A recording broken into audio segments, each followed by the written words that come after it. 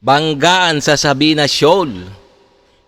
Philippine Coast Guard lumaban na daw sa pangaharas ng Chinese Coast Guard.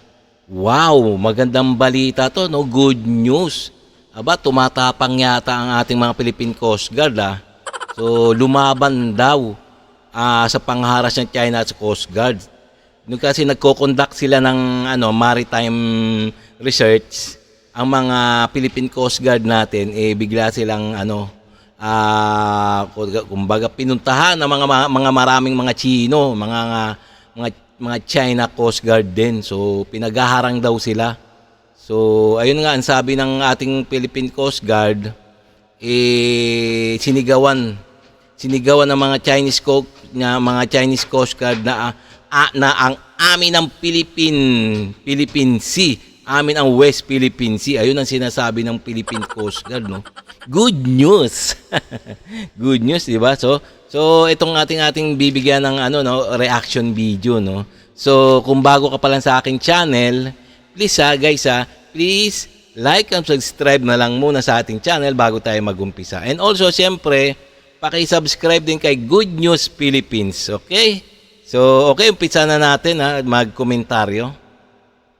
Mga idol at kabayan, breaking news! Matapos ang nangyaring pagharang, pangaharas at pagbangga ng China sa Rigid Hull Inflatable Boat at High-Speed Response Boat ng Philippine Coast Guard sa Ayungin Shoal, Philippine Coast Guard at China Coast Guard muling nagharap sa Escudo Shoal. Sa pagkakataong ito, makikita natin na ilang beses nagkadikitan at nagkabanggaan ang Philippine Coast Guard at China Coast Guard. Ilang beses na nabangga ng Rigid Hull Inflatable Boat ng Philippine Coast Guard ang Rigid Hull Inflatable Boat ng China Coast Guard. Naipagsabayan na yung Philippine Coast Guard natin sa Chinese Coast Guard. Wow! So parang tumatapang na yata. Dahil humaharang ito sa kanilang harapan habang sinasabi ng Philippine Coast Guard na ang katabigang ito ay nasa loob ng Exclusive Economic Zone ng Pilipinas. Pilit namang sinasabi ng China na ito ay China Sea.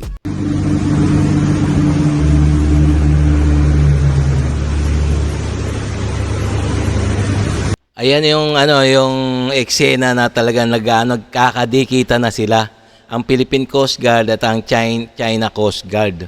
So talagang dikita lang talaga, halos para silang mga bomb car.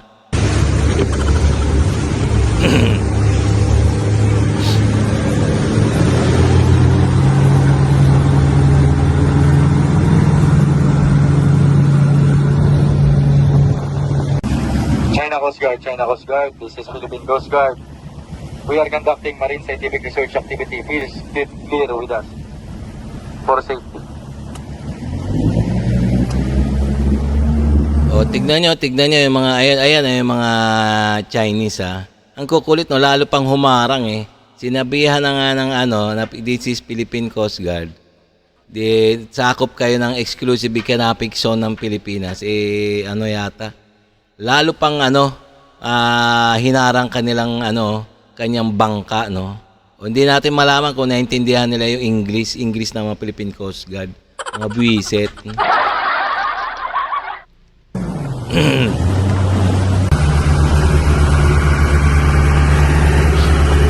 Chinese Coast Guard yan. Ang kukulit talaga. Kulang na lang sila magsapakan dyan, no?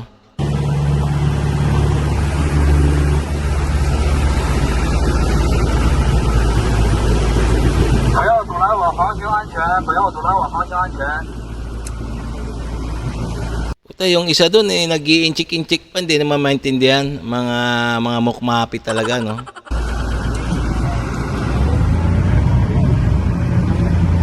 Uy, mag-English kayo mga Chekwa.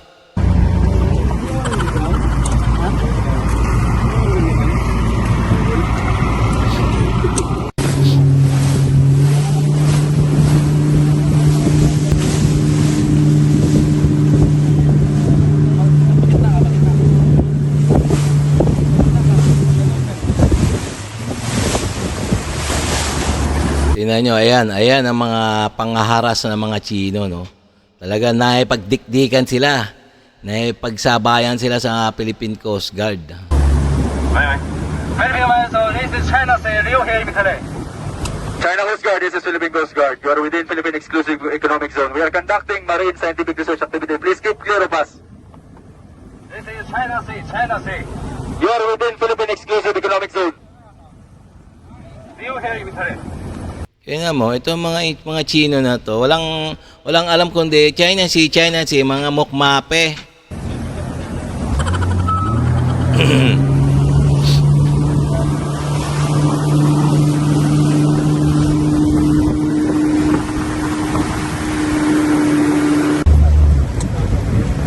China Coast Guard, this is Philippine Coast Guard. We are conducting marine scientific research activity.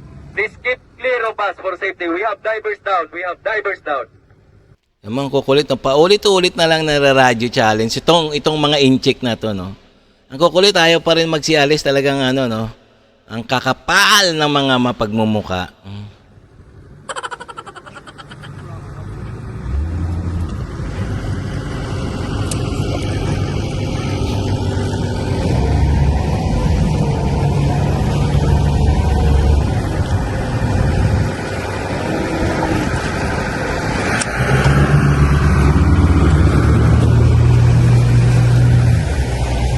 Very few miles, so ensure the safety of navigation. Please leave me.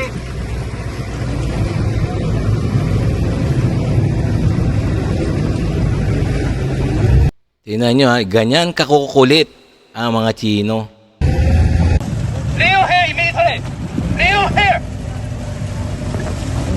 China Coast Guard, this is Philippine Coast Guard. We are conducting marine scientific research activity. Please keep clear of us for safety. You are within Philippine Exclusive Economic Zone.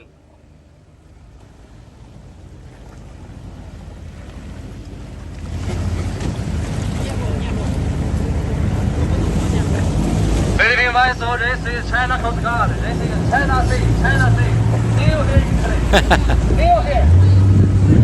Utang ina, itong mga Chino na to, puro China Sea, wala nang ibang alam kundi China Sea. China Coast Guard, this is Philippine Coast Guard. We are conducting marine scientific research activity. Please keep clear of us.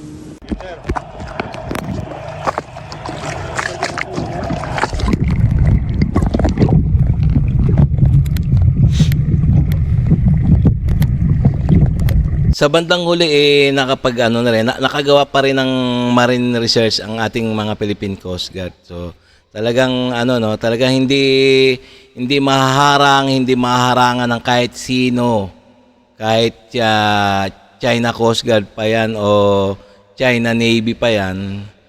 Basta't nasa atin ang batas, sumusunod tayo sa international law. So ayan scientific research pa rin sila.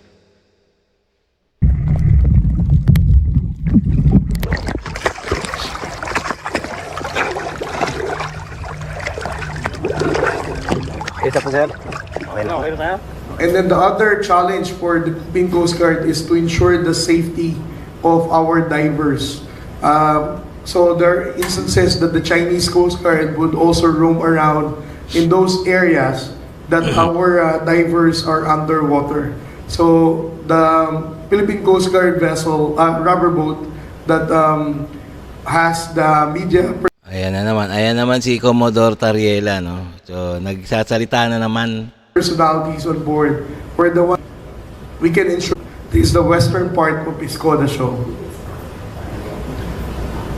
On the later part of this press conference, I'm going to turn over the floor to the marine scientists to explain to you what are those activities that they are doing in that particular video.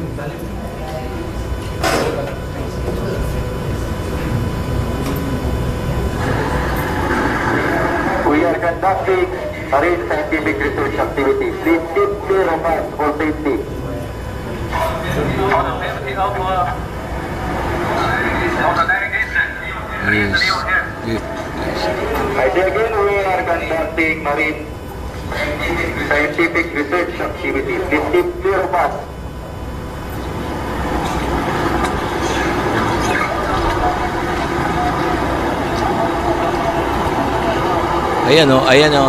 Ayan ang mga China Coast Guard, ang kukulit ng pagmumuka, no? I really don't know whether they understood each other, no? But on the part of the Philippine Coast Guard, we're advising them to move away. Tingnan nyo, pati si Commodore Tariela, no? Di rin maintindihan kung naiintindihan ng mga China Coast Guard yung yung mga pinagsasabi ng mga Philippine Coast Guard, no? Kasi English, eh. Mga mukmapit talaga itong mga China Coast Guard na to, no? So that they cannot endanger the divers underwater. But still, the Chinese Coast Guard keeps on insisting to proceed in those areas where we are conducting marine scientific research.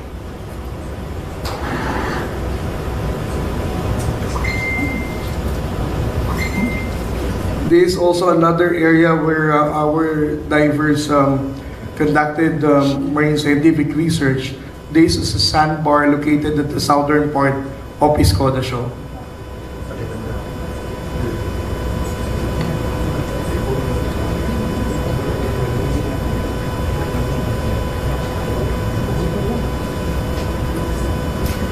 Interestingly, June 4, on the first day of the marine scientific research, the PLA Navy 987 was also monitored, and they have also deployed one helicopter with tail number 57. Yun. And then all throughout the first day of the survey, this helicopter has been hovering around and monitoring the activities of our marine scientists. Yun. And then you can just imagine so much the number of resources that China has spent, no, in monitoring two Legion Hull inflatable boat and one rubber boat of the Philippine Coast Guard.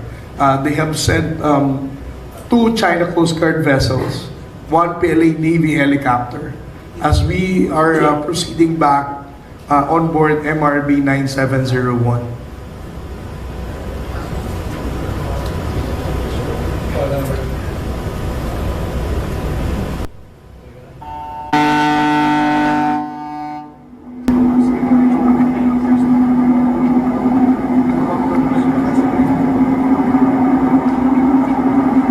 Okay mga guys, so nakita nyo naman na mga Chino ang kukulit, no.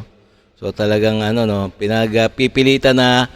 pinagpipilitan nila na sa kanila ang West Philippines. So yung mga malalapit na dagat sa atin, no. Talagang mukmapit talaga itong mga Chino na to, no. Porket malakas silang bansa, marami silang mga military assets, minamalit na nila ang ating mga sandatan lakas. Totoo naman, malit naman talaga. Malit lang naman talaga sandatan lakas natin. Pero dapat di gano'n, no? So sana mapalakas pa ni PBBM ang ating military. So nang sa gano'n din na tayo naharas pa ng mga mukmapi na Chino na to, no? Okay, no mga guys, so hanggang dito na tayo. So kung nagustuhan nyo yung mga ganito mga video, reaction video, please like and subscribe na lang muna sa ating channel bago tayo magtapos. Okay?